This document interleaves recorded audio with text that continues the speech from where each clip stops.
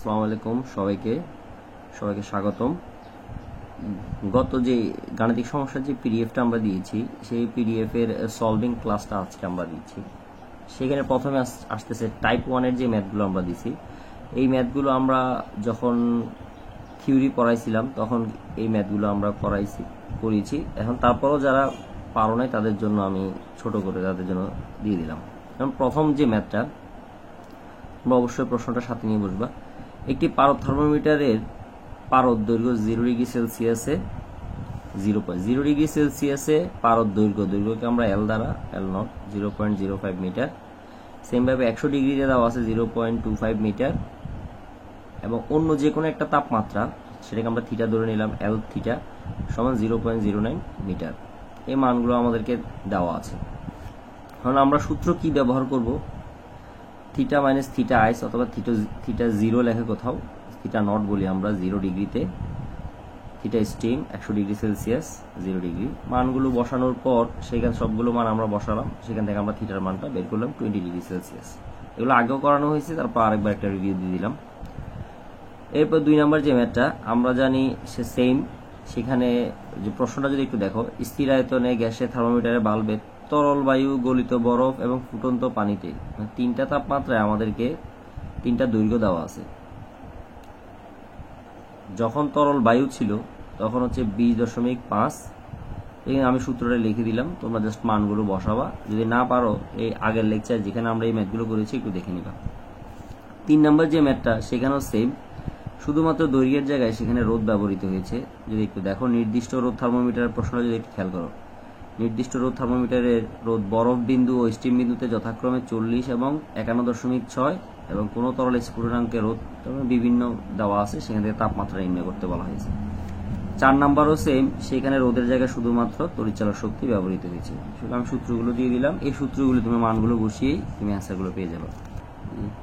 5 নাম্বারে যদি আমরা দেখি সেখানেও সেম, তবে এই প্রশ্নটা একটু ডিফারেন্ট। সেটা হচ্ছে যে আগে যে অঙ্কগুলো আমরা করছি সেগুলো একটা থার্মোমিটার নিয়ে কাজ করা হয়েছে। এখানে একটা আদর্শ থার্মোমিটারের সাথে একটি ত্রুটিপূর্ণ থার্মোমিটারের সামঞ্জস্যতা দেখানো হয়েছে বা ডিফারেন্স দেখানো হয়েছে। প্রশ্নটা যদি একটু খেয়াল করি, একটি ত্রুটিপূর্ণ থার্মোমিটারে স্বাভাবিক বায়ুচাপে গলিত বরফে 5 ডিগ্রি, তার মানে ইন জেনারেলি আমরা জানি গলিত বরফের তাপমাত্রা হচ্ছে 0 ডিগ্রি সেলসিয়াস, কিন্তু যেহেতু থার্মোমিটারের ত্রুটি আছে সেই কারণে সেই তাপমাত্রাটা আমাদেরকে শো করতেছে 5 ডিগ্রি সেলসিয়াস। তো এম হচ্ছে কি গলিত অবস্থায় যেটা আমাদেরকে দেখাবে বা 0 ডিগ্রি ইকুইভ্যালেন্ট যে তাপমাত্রাটা। এরপর শুষ্ক বাষ্প এমনি বাষ্পের তাপমাত্রা আমরা জানি 100 ডিগ্রি সেলসিয়াস, কিন্তু ত্রুটি থাকায় সে আমাদেরকে 99 ডিগ্রি সেলসিয়াস শো করছে। তাহলে ওইরকম একটা থার্মোমিটারে যদি আমরা 52 ডিগ্রি সেলসিয়াস তাপমাত্রা নির্ণয় করি তাহলে সেই তাপমাত্রাটা কখনোই সঠিক হবে না। তো সঠিক তাপমাত্রাটা পাওয়ার জন্য আমরা আদর্শ থার্মোমিটারের তাপমাত্রার সাথে ত্রুটিপূর্ণ থার্মোমিটারের তাপমাত্রার ডিফারেন্সটাকে তুলনা করছি। তো মানগুলো আগের মতো, এটা 0 ডিগ্রি, 100 ডিগ্রি, 0 ডিগ্রি, এই মানগুলো চেঞ্জ হয়েছে যেগুলো প্রশ্নে দেওয়া আছে, সেখান থেকে আমরা থিটাটা বের করলাম। তার মানে আমরা যে ত্রুটিপূর্ণ থার্মোমিটারে 52 ডিগ্রি সেলসিয়াসটা নির্ণয় করছি, আসলে সেই তাপমাত্রা হচ্ছে কত 50 ডিগ্রি সেলসিয়াস। এই গেল 5 নাম্বার। যে 6 নাম্বারে যে ম্যাথটা আছে এটা হুবহু 5 নাম্বারের মতো, জাস্ট মানগুলো চেঞ্জ হয়েছে।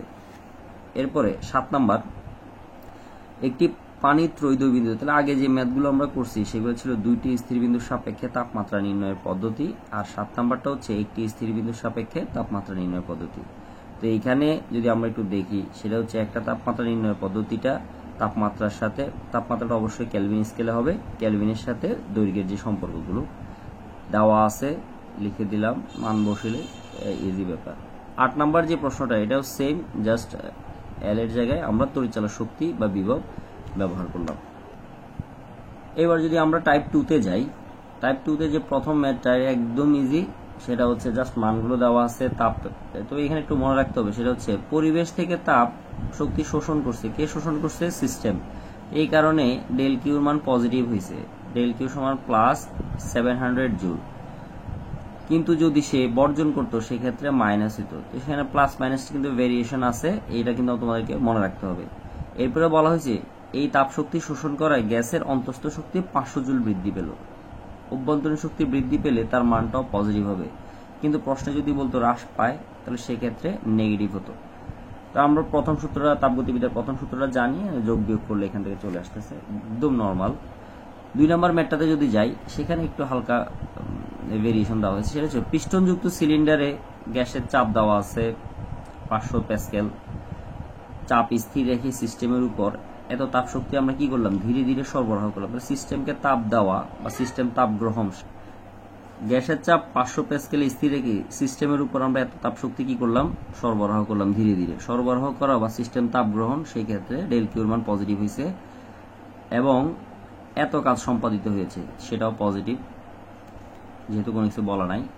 গ্যাসের আয়তন নির্ণয় করতে বলা হয়েছে বা আয়তনের পরিবর্তন এবং অভ্যন্তরীণ শক্তির পরিবর্তন। তাহলে তাপগতিবিদ্যার প্রথম সূত্রটা থেকে আমরা আগের মতো প্রথম সূত্রের মতো, আবার আরেকটা আমরা সূত্র জানি যে কাজের সূত্র ডেল ডব্লিউ সমান পিডিভি, সেখান থেকে চাপের মান দেওয়া আছে, কাজের মানও দেওয়া আছে, সেখান থেকে আমরা ডেল ভি নির্ণয় করলাম, একদম ইজি ব্যাপার। এবার 3 নম্বরে আসি আমরা। ধ্রুব চাপে কোনো গ্যাসের আয়তন প্রসারিত করে 5 × 10⁻³ মিটার কিউব হতে 9 × 10⁻³ মিটার কিউব হয়। তার মানে এখানে আয়তনের একটা পরিবর্তন দেখানো হয়েছে, সেই পরিবর্তনটা আমরা বিয়োগ করে দেখলাম 4 × 10⁻³ হচ্ছে। এরপরে চাপ দেওয়া আছে এটিএম এ, এটিএম মানে বায়ুমণ্ডলীয় চাপে দেওয়া আছে, তো সেটাকে আমরা প্যাসকেলে কনভার্ট করলাম, কারণ চাপের এসআই একক হচ্ছে প্যাসকেল। এখন 1 এটিএম সমান কত, 1.01 × 10⁵ প্যাসকেল ইন্টু 20, সেটাকে আমরা প্যাসকেলে নিয়ে গেলাম। এবার প্রথম প্রশ্ন যেটা বলা হয়েছে সেটা হচ্ছে দুই ক্ষেত্রে কি পরিমাণ তাপ শোষণ করে যদি অভ্যন্তরীণ শক্তি ধ্রুব থাকে। তাহলে অভ্যন্তরীণ শক্তি যখন ধ্রুব থাকবে, তাহলে তাপগতিবিদ্যার প্রথম সূত্র যদি আমরা দেখি, তাহলে সেখানে দেখা যাচ্ছে ডেল কিউ সমান ডেল ডব্লিউ, তাহলে অভ্যন্তরীণ শক্তি 0, সেটা বাদ চলে গেল। তাহলে ডেল ডব্লিউ সমান আবার পিডিভি, পি এর মান আমরা প্যাসকেলে বসালাম, ডেল ভি এর মান যেটা বিয়োগ করলাম, এসআই একক মিটার কিউবে আছে, সেখান থেকে আমরা প্রয়োজনীয় তাপ পেলাম 8104 জুল। এখন 2 নম্বর প্রশ্নটা বলা হয়েছে অভ্যন্তরীণ শক্তি যদি অভ্যন্তরীণ শক্তি কর্তৃক সম্পাদিত কাজের সমপরিমাণ বৃদ্ধি পায়। তার মানে হচ্ছে কিছুক্ষণ আগে যে শক্তিটা, মানে অভ্যন্তরীণ শক্তিটা যদি কাজের সমপরিমাণ, কাজ কত ছিল 8104, সেটা যদি অভ্যন্তরীণ শক্তিও যদি সমপরিমাণ বৃদ্ধি পায়, তাহলে তাপ কত লাগবে, তাপ পূর্বের তুলনায় ডাবল হয়ে যাচ্ছে। জাস্ট এই ব্যাপারটাই হয়তো অনেকে কথাটা বুঝতে পারেনি। এবার যদি আমরা টাইপ 3 দেখি, এখানে দেখানো হয়েছে, এখানে সম্পূর্ণ টাইপ 3 সবগুলো ম্যাথ হচ্ছে সমষ্ণ প্রক্রিয়া এবং রুদ্ধতাপীয় প্রক্রিয়া সংক্রান্ত। আমরা যদি একটু দেখি, সেটা হচ্ছে প্রথম প্রশ্নটা, কোনো গ্যাসকে রুদ্ধতাপীয় প্রক্রিয়া 2.5 গুণ প্রসারিত করা হলে চূড়ান্ত চাপ কত হবে, নর্মাল প্রসেস। তো এখানে যে প্রবলেমটাতে অনেকে পড়বে সেটা হচ্ছে, প্রথম কথা হচ্ছে পূর্বের চাপ, মানে প্রাথমিক অবস্থায় চাপ কত সেটা আমাদেরকে দেওয়া নাই। একটা কাজ করতে পারি আমরা, সেটা ধরে নিতে পারি যে প্রাথমিক অবস্থায় নর্মাল বায়ুমণ্ডলীয় যে চাপটা আমরা জানি 1 atm বা 1 বায়ুমণ্ডলীয় চাপ, সেটাতে আছে ধরে নিতে পারি, অথবা P1 আকারে আমরা রেখে দিতে পারি, মান নাও বসাতে পারি। এরপরে গামার মানটা আমাদেরকে বলে দেওয়া নাই। যদি কখনো কোনো প্রশ্নে আমাদের গামা প্রয়োজন হয় এবং গামা যদি আমরা কোনোভাবেই বের করতে না পারি, সেই ক্ষেত্রে গামার মান আমরা সর্বদা 1.4 ধরে নিব, দ্বিপারমাণবিক গ্যাসের জন্য যে মানটা। যাই হোক, আমি এখানে 1 atm ধরে নিলাম, যেটা আমাদের নর্মাল বায়ুমণ্ডলীয় চাপ, যেহেতু প্রশ্ন আমাদেরকে বলে নাই আমি ধরে নিলাম। এরপরে বলা হয়েছে যে প্রসারিত হবে 2.5 গুণ, তাহলে প্রাথমিক আয়তন হচ্ছে ভি, পরবর্তী আয়তন 2.5 ভি। চাপ আর আয়তনের রুদ্ধতাপীয় প্রক্রিয়ায় যে সূত্রটা বা সম্পর্কটা, সেই সম্পর্কটা লিখলাম, সেখান থেকে আমরা চূড়ান্ত চাপ P2টা বের করে নিয়ে আসলাম, প্রসেসটা আমি দেখিয়ে দিলাম। এগুলো প্রথম প্রশ্ন। দ্বিতীয় প্রশ্ন যদি আমরা যাই, সেখানে একটু প্রবলেম প্রশ্নটাতে, উপাত্তগুলো যে দেওয়া আছে সেগুলো হয়তো বা সেখান থেকে মানগুলো বের করে একটু কষ্টসাধ্য। তো আমরা একটু দেখি, সেটা হচ্ছে স্থির চাপে অক্সিজেন গ্যাসকে 8 গ্রাম অক্সিজেন গ্যাসকে, তার মানে অক্সিজেন গ্যাস উপস্থিত আছে কত গ্রাম, 8 গ্রাম, কিন্তু অক্সিজেন গ্যাসের আণবিক ভর কত, 32 গ্রাম। আচ্ছা, গেলাম আমরা সেদিকে। 100 জুল তাপ শক্তি সরবরাহ করো, তাহলে কি কি দেওয়া আছে আমাদেরকে, চাপ স্থির রেখে কিউপি, ডেল কিউপি 100 জুল সরবরাহ করছি, উপস্থিত ভর হচ্ছে স্মল এম দ্বারা প্রকাশ করা হয় 8 গ্রাম, আর আণবিক ভরকে ক্যাপিটাল এম দ্বারা, সেটা হচ্ছে 32 গ্রাম। তাহলে আমরা তার মোল সংখ্যা নির্ণয় করতে পারবো, এম বাই ক্যাপিটাল এম 0.25 মোল। সিপির মান দেওয়া আছে প্রশ্নে, আর এর মান দেওয়া আছে প্রশ্নে। এবার আমরা আসি, আমরা প্রথমে কি জানি, সমচাপ প্রক্রিয়ার ক্ষেত্রে এই সূত্রটা যদি একটু দেখো, আমি সূত্রের একটা পিডিএফ ফাইল আমি কমেন্ট সেকশনে দিয়ে দিলাম, যাদের লাগবে দরকার হবে, পুরো চ্যাপ্টারের সূত্রগুলো সেখানে একসাথে দেওয়া আছে। তাহলে এই ডেল কিউপি সমান এন সিপি ডিটি, সিপি তো আমরা জানি, ডেল টি মানে হচ্ছে তাপমাত্রার পার্থক্য। এখন তাপমাত্রার পার্থক্যটা কত আমরা তো জানি না, সেই ক্ষেত্রে আমাদের তাপমাত্রার পার্থক্যটা আমরা বের করতেছি, যেহেতু এই মানটা দেওয়া আছে 13.74 কেলভিন। তা আমাদেরকে নির্ণয় করতে বলা হয়েছে কি, আমাদেরকে নির্ণয় করতে বলা হয়েছে কৃত কাজ এবং অন্তস্থ শক্তির পরিবর্তন। তাহলে অভ্যন্তরীণ শক্তির পরিবর্তন কি প্রক্রিয়ায়, সমায়তন প্রক্রিয়া যদি আমরা দেখি, অভ্যন্তরীণ শক্তির পরিবর্তন ডেল ইউ সমান সমায়তন প্রক্রিয়ার তাপ কিউবি। মানে আমি যেটা বলতে যাচ্ছি সেটা হয়তো এখনো বুঝতে পারোনি, আমি একটু ডিটেলসে বলি ব্যাপারটা।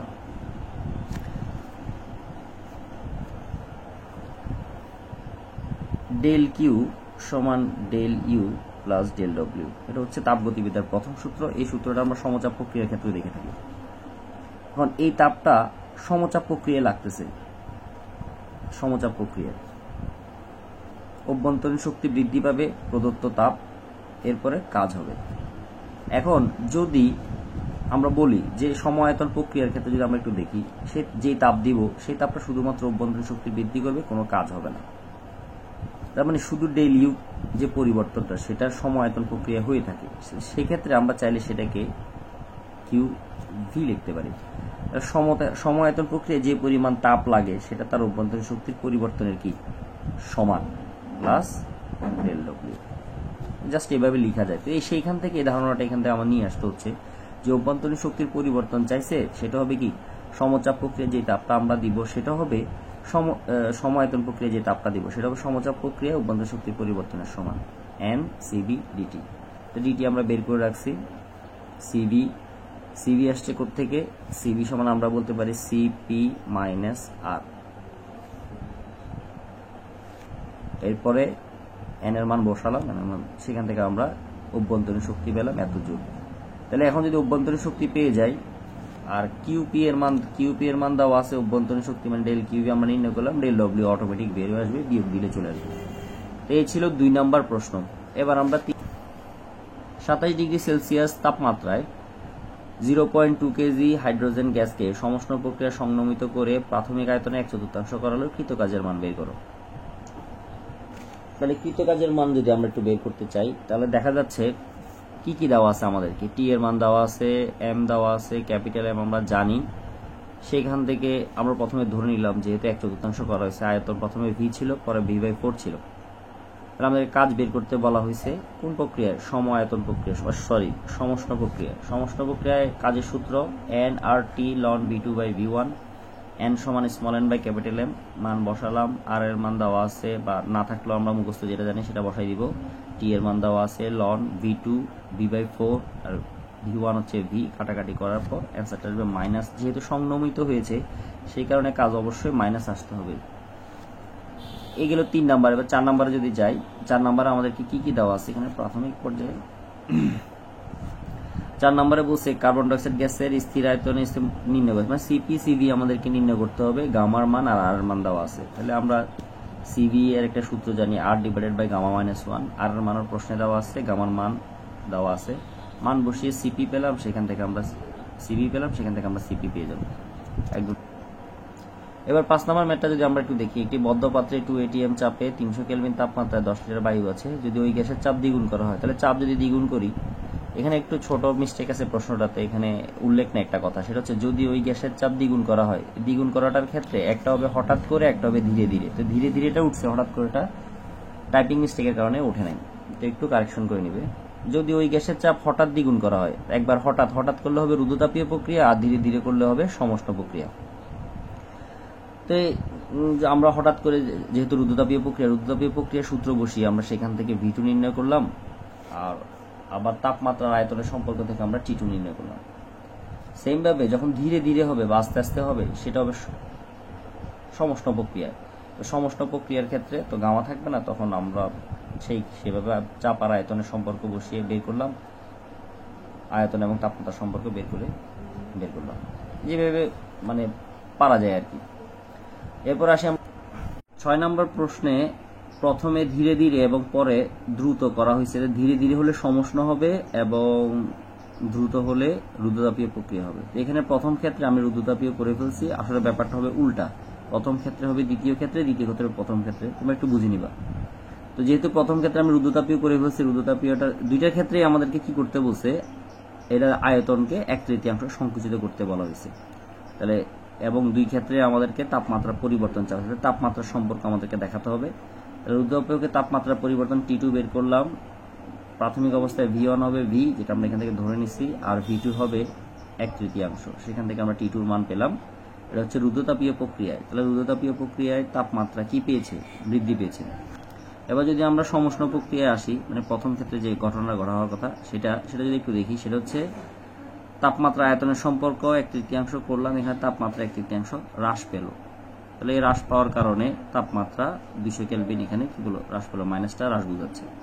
তাহলে রুদ্রতাপীয় প্রক্রিয়ায় তাপমাত্রা বৃদ্ধি পেল আর সমুষ্ণ প্রক্রিয়ায় তাপমাত্রা হ্রাস পেল। এরপর যদি আমরা 7 নম্বর প্রশ্নে যাই, চাপের মান দেওয়া আছে আমাদেরকে, এরপরে আমাদেরকে তাপমাত্রা দেওয়া আছে এবং আয়তন দেওয়া আছে। বলা হয়েছে রুদ্রতাপীয় প্রক্রিয়ায় আয়তন যদি হঠাৎ দ্বিগুণ করা হয়, তার মানে আয়তন দ্বিগুণ হবে, প্রাথমিক অবস্থায় আয়তন যা আছে তার থেকে আয়তন দ্বিগুণ হবে। তা আয়তন দ্বিগুণ হলে অন্তঃস্থ শক্তির পরিবর্তন কত হবে? প্রথমে আমরা যদি তাপগতিবিদ্যার প্রথম সূত্র থেকে দেখি, যে রুদ্রতাপীয় প্রক্রিয়ার ক্ষেত্রে সূত্রটা হচ্ছে কোনো প্রকার তাপের আদান প্রদান হবে না, ডিউ সমান মাইনাস ডিডব্লিউ। তাহলে কাজ হবে অন্তঃস্থ শক্তির পরিবর্তন। তো এখন কাজের সূত্রটা কি, N R gamma minus 1 T1 minus T2। এই সূত্রটাতে আমাদের এন এর মান অনুপস্থিত নাই।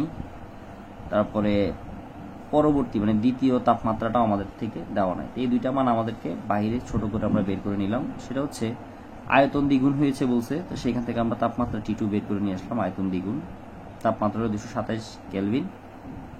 এবার আবার এন এর মানটা অনুপস্থিত, তাহলে পিভি ইকুয়াল টু এনআরটি যে সমীকরণটা আদর্শ গ্যাস সমীকরণ, সেখান থেকে আমরা এন এর মানটা বের করে নিয়ে আসলাম। সবগুলো মান আমাদেরকে প্রোভাইড করা আছে, যে এন এর মানটা দরকার সেটা আমরা বের করলাম। সবগুলো মান বসালাম, বসানোর কারণে আসলো মাইনাস, সবগুলো মান বসানোর পরে ডিউর মান আসছে মাইনাস 60.55 জুল। তার মাইনাস মানে অন্তঃস্থ শক্তির হ্রাস হয়েছে, তার মানে তাপমাত্রা হ্রাস হয়েছে। তো তাপমাত্রা হ্রাস তো আমরা এখানে দেখলামই, তার মানে থিওরির সাথে আমাদের ম্যাথমেটিক্যাল টার্মটা কি আছে, মিল আছে। এবার যদি আমরা টাইপ 4 এ দেখি, সেটা হচ্ছে কার্নো ইঞ্জিন সম্পর্কিত যে ম্যাথগুলো, সবগুলো ম্যাথ এখানে একসাথে দেখানো হয়েছে। তাহলে প্রথমে আমরা আসি যে কার্নো ইঞ্জিন, প্রথম যে প্রশ্নটা, কার্নো ইঞ্জিন 225 এবং 25 ডিগ্রি সেলসিয়াস তাপমাত্রার মধ্যে কার্যরত। তাহলে বলছি যে তাপমাত্রা যেটা বড় হবে সেটা হবে T1, যেটা তাপমাত্রা ছোট হবে সেটা হবে T2। অবশ্যই তাদেরকে কেলভিনে নিতে হবে। এবং ইঞ্জিন তাপ উৎস থেকে তাপ গ্রহণ করছে, তাহলে গৃহীত তাপ হবে Q1, বর্জিত তাপ হবে Q2। আমাদেরকে বের করতে বলা হয়েছে কাজের মান কত। তাহলে আমরা জানি Q1/Q2 সমান T1/T2, সেখান থেকে Q2 এর মান বের করলাম, সেখান থেকে W equal to Q1 - Q2 থেকে W বের করলাম। একদম ইজি মেথড। 2 নম্বর প্রশ্নতে আমরা যদি যাই, কার্নো ইঞ্জিনের তাপ উৎস তাপধারকের তাপমাত্রা এখানে স্পেসিফিকভাবে বলে দেওয়া হয়েছে। তাহলে T1 এর তাপমাত্রা 500, T2 হচ্ছে 375 এবং প্রতি চক্রে সে এত তাপ শোষণ করে কোত্থেকে, অবশ্যই তাপ উৎস থেকে। তাহলে এটা হবে Q1।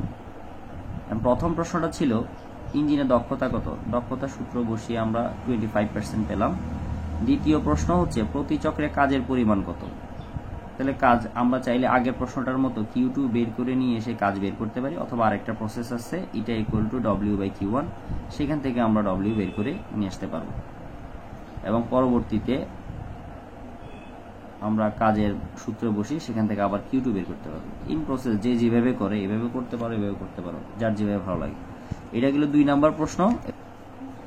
3 নম্বর প্রশ্নটাতে যদি আমরা একটু দেখি, সেটা হচ্ছে একটি কার্নো চক্র 427 ডিগ্রি তাপমাত্রায় গ্রহণ করে, বড় তাপমাত্রা অলওয়েজ T1 হবে, ছোট তাপমাত্রা অলওয়েজ T2 হবে। বর্জন করে প্রতি চক্রে এত কিলো ক্যালোরি। তাহলে কিলো ক্যালোরিকে অবশ্যই আমাকে জুলে নিয়ে আসতে হবে, যেহেতু SI একক।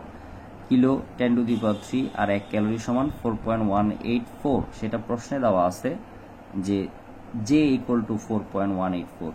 তার মানে এটা হচ্ছে সে একটা কনস্ট্যান্ট আমাদেরকে দিয়ে দেওয়া হয়েছে, সেই কনস্ট্যান্টের ভ্যালুটা আমরা বসালাম, সেখান থেকে আমরা তাকে জুলে নিয়ে গেলাম। তাহলে আমাদের দরকার কার মান, প্রশ্নে আমাদেরকে কি চাওয়া হয়েছে, চাইছে কাজের পরিমাণ। তাহলে কাজ বের করতে হলে অবশ্যই Q2 আমাদের দরকার, অথবা ইটা দরকার। ইটা বের করা, চাইলে ইটা বের করে কেউ কাজ বের করতে পারো, চাইলে কেউ Q2 বের করে Q1 - Q2 থেকে কাজ বের করতে পারো। এরপর 4 নম্বরে আমরা যাই, একটি কার্নো ইঞ্জিনে কার্যকর বস্তু যত জুল তাপ শোষণ করে, তাহলে তাপ শোষণ করে কত, Q1। কাজ সম্পন্ন হওয়ার তার 30% তাপ বর্জন করে। তার মানে তাপ বর্জন করা হচ্ছে Q2, তাহলে Q2 হচ্ছে Q1 এর কত পার্সেন্ট? 30%। তাহলে এটা সমান আমরা কি জানি? W/Q1 অথবা 1 মাইনাস Q2/Q1। তাহলে Q2 এর পরিবর্তে আমরা Q1 ইন্টু কত পার্সেন্ট? 30% বসাতে পারি। 100% দেওয়া না দেওয়া একই কথা, কারণ 100% মানে হচ্ছে 1, 100 ডিভাইডেড বাই 100। তাহলে এটা চাইলে আমি যে কোনো সময় আনতে পারি, চাইলে যে কোনো সময় কেটে দিতে পারি। যেমন প্রথম লাইনে লিখলাম, পরের লাইনে আবার বাদ দিলাম। তাহলে কিভাবে বাদ দিলাম? কারণ এটা মানে তো 1 তো গুণ আছেই। তাহলে Q1 কাটাকাটি 30%, তাহলে 1 মাইনাস 30%, তো 1 কে চাইলে আমি 100% লিখতে পারি। 100% মাইনাস 30% কত? 70%। এই পার্সেন্ট নিয়ে কারো ঝামেলা থাকার দরকার নাই। 100% আমি চাইলে যে কোনো জায়গায় আনতে পারবো। পার্সেন্ট আনি কেন? জাস্ট তাকে পার্সেন্টেজে প্রকাশ করার জন্য। এই গেল 4 নম্বর ম্যাথ। এবার 5 নম্বর ম্যাথটা যদি দেখি, একটি কার্নো ইঞ্জিন হিমাঙ্ক স্ফুটনাঙ্কের মধ্যে কার্যকর। হিমাঙ্ক মানে হচ্ছে 0 ডিগ্রি সেলসিয়াস, আর স্ফুটনাঙ্ক মানে হচ্ছে 100 ডিগ্রি সেলসিয়াস। তাহলে বড় তাপমাত্রা হবে T1, ছোট তাপমাত্রা হবে T2। অবশ্যই ক্যালভিনে নিতে হবে। তাহলে বলছে কার্যরত আছে দক্ষতা কত? দক্ষতার সূত্র বসিয়ে আমরা দক্ষতা পেলাম। এই গেল টাইপ 4। এবার টাইপ 5 যদি আমরা আসি, কিন্তু সিম্পল 3টা ম্যাথ আছে। প্রথম যে ম্যাথটা, 0 ডিগ্রি সেলসিয়াস তাপমাত্রার 1 কেজি বরফকে 100 ডিগ্রি সেলসিয়াস তাপমাত্রা বাষ্পে পরিণত করা হলে এন্ট্রপির পরিবর্তন কত? তাহলে এন্ট্রপির পরিবর্তন বের করতে হলে আমাদেরকে আগে প্রথমে 4 স্টেপগুলো জানতে হবে। 0 ডিগ্রি সেলসিয়াস তাপমাত্রা বরফ সরাসরি কখনোই 100 ডিগ্রি সেলসিয়াস তাপমাত্রা বাষ্পে যেতে পারবে না। কিভাবে যেতে হচ্ছে? প্রথমে 0 ডিগ্রির বরফ থাকবে, সেই বরফটা প্রথমে পানি হবে তাপমাত্রা একই থেকে রেখে, সেই পানিটা এরপরে তার তাপমাত্রা বৃদ্ধি করে 100 ডিগ্রিতে যাবে। এরপরে ওই 100 ডিগ্রির পানি 100 ডিগ্রি বাষ্পে রূপান্তরিত হবে। তার মানে এখানে টোটাল স্টেপ হলো 3টা স্টেপ। 0 ডিগ্রির বরফ থেকে 0 ডিগ্রির পানি, 0 ডিগ্রির পানি থেকে 100 ডিগ্রির পানি, 100 ডিগ্রির পানি থেকে 100 ডিগ্রি বাষ্প। তাহলে 3টা স্টেপে যদি আমরা এন্ট্রপির পরিবর্তন দেখি, প্রথম স্টেপে তাপমাত্রা স্থির ছিল। তাপমাত্রা স্থির থাকলে এন্ট্রপির সূত্র mLF/T। যেহেতু বরফ থেকে পানি হয়েছে, m এর মান দেওয়া আছে 1 কেজি, LF এর মান মুখস্থ 3.36 × 10⁵। আর তাপমাত্রা ছিল 0 ডিগ্রি, সেটাকে ক্যালভিনে নিলে হচ্ছে 273, সেখান থেকে 1230 আসছে। দ্বিতীয় ক্ষেত্রে তাপমাত্রা পরিবর্তন হয়েছে, 0 ডিগ্রির পানি 100 ডিগ্রির পানি হয়েছে। তাহলে তাপমাত্রা পরিবর্তনের এন্ট্রপির সূত্র মানগুলো বসিয়ে, S মানে হচ্ছে পানির আপেক্ষিক তাপ, যেটা মানও মোটামুটি আমাদের মুখস্থ থাকার কথা, সেটা হচ্ছে 4200। T2 পরবর্তী তাপমাত্রা হচ্ছে 100, ক্যালভিনে নিলে 373, পূর্বে ছিল 0 ডিগ্রি, ক্যালভিনে নিলে হচ্ছে 273, সেখান থেকে আরেকটা এন্ট্রপির পরিবর্তন। 3 নম্বর স্টেপে তাপমাত্রা আবার একই আছে, কিন্তু এখন আর LF হবে না, এখন হবে বাষ্পীভবনের আপেক্ষিক সূত্র তাপ, যেটাকে আমরা LV দ্বারা প্রকাশ করি, যার মান হচ্ছে 22.68 × 10⁵। তাপমাত্রা আগে ছিল 0 ডিগ্রি, এখন হয়ে গেছে কত? 100, ক্যালভিনে নিলে 373। তিনোটাকে যোগ করলে তুমি মোট এন্ট্রপি পরিবর্তন পেয়ে যাবা। 1 নম্বর ম্যাথ একদম। এবার 2 নম্বরে যদি আমরা যাই, তাহলে দেখা যাচ্ছে একটি রেফ্রিজারেটর শীতল তাপাদার থেকে 450 জুল তাপ গ্রহণ করে উচ্চ তাপমাত্রা এত বর্জন করে। তাহলে বড় যে তাপমাত্রা তাপ হবে সেটা হবে Q1, আর যেটা ছোটটা হবে সেটা হবে Q2। তাহলে সূত্র COP অথবা K দ্বারা প্রকাশ করে, কোথাও W দ্বারা প্রকাশ করে, সমস্যা নাই, যে যেখানে যেটা প্রকাশ করুক। Q2/Q1 - Q2 মানগুলো বসিয়ে সেখান থেকে পেলাম। 3 নম্বর যে ম্যাথটা, 1 খণ্ড বরফকে কত উচ্চতা থেকে ছেড়ে দেওয়া হলে ভূপৃষ্ঠে এর 1/3 অবশিষ্ট থাকবে। M ভরের বরফকে আমরা ছেড়ে দিব, সে ভূপৃষ্ঠে পড়বে। এই ম্যাথটা আমরা এর আগের লেকচারও দেখাইছি, আরেকবার দেখাই দিলাম, ইম্পর্টেন্ট আছে ম্যাথটা। সেটা হচ্ছে যে পরিমাণ কাজ থাকবে সেটা তাপে রূপান্তরিত হবে। কাজ হচ্ছে বিভব শক্তির সমান, আর তাপ হচ্ছে, যেহেতু আমাদেরকে স্পেসিফিকভাবে বলে দেওয়া নাই, আমরা ধরে নিলাম এখানে 0 ডিগ্রির বরফ। তাহলে 0 ডিগ্রি বরফ গলে গেলেই, গলে যাওয়ার পর যেটুকু থাকবে সেটাই অবশিষ্ট থাকবে। তাহলে গলে যাওয়ার জন্য যে তাপটা আমাদের প্রয়োজন সেটা হচ্ছে mLF। m এর জায়গায় আমরা M1 বসালাম, কারণ M1 হচ্ছে গলে যাওয়া বরফ।